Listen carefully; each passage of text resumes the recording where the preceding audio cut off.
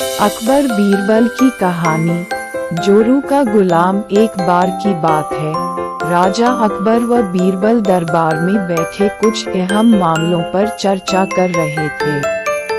तभी बीरबल ने अकबर से कहा, मुझे लगता है कि ज्यादातर पुरुष जोरू के गुलाम होते हैं और अपनी पत्नियों से डर कर रहते हैं।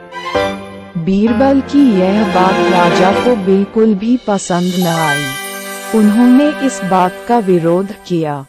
इस पर बीरबल भी अपनी बात मनवाने पर अड़ गए। उन्होंने राजा से कहा कि वे अपनी बात को सिद्ध कर सकते हैं, मगर इसके लिए राजा को प्रजा के बीच एक आदेश जारी करवाना होगा।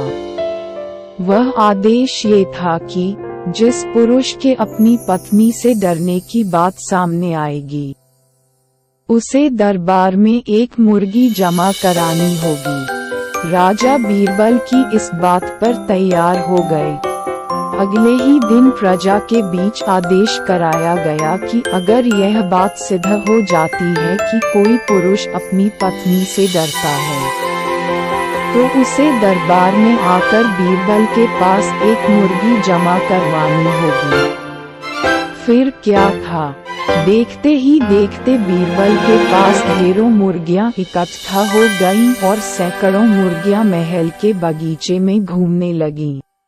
अब बीरबल राजा के पास पहुँचे और बोले, महाराज, महल में इतनी मुर्गियां इकट्ठा हो गई हैं कि आप एक मुर्गी खाना खोल सकते हैं, इसलिए अब आप इस आदेश को वापस ले सकते हैं। मगर महाराज ने इस बात को गंभीरता से नहीं लिया और महल में मुर्गियों की संख्या धीरे धीरे और भी ज्यादा बढ़ने लगी।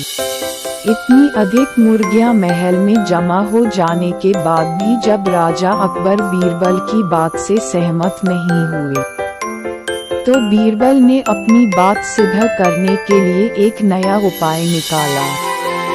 एक दिन बीरबल राजा के पास गए और बोले, महाराज, मैंने सुना है कि पड़ोस के राज्य में एक बहुत ही खूबसूरत राजकुमारी रहती है।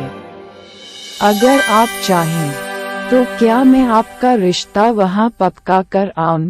ये सुनते ही राजा चौंक उठे और बोले, बीरबल, तुम ये कैसी बातें कर रहे हो? महल में पहले से ही 2 महारानियां मौजूद हैं। अगर उन्हें इस बात की भनक भी लगी, तो मेरी खैर नहीं होगी। ये सुनकर बीरबल ने तपाक से जवाब दिया, चलिए महाराज, फिर तो आप भी मेरे पास 2 मुर्गियां जमा करा ही दीजिए। राजा बीरबल का ऐसा जवाब सुनकर शर्मा गए और उन्होंने अपना आदेश उसी वक्त वापस ले लिया।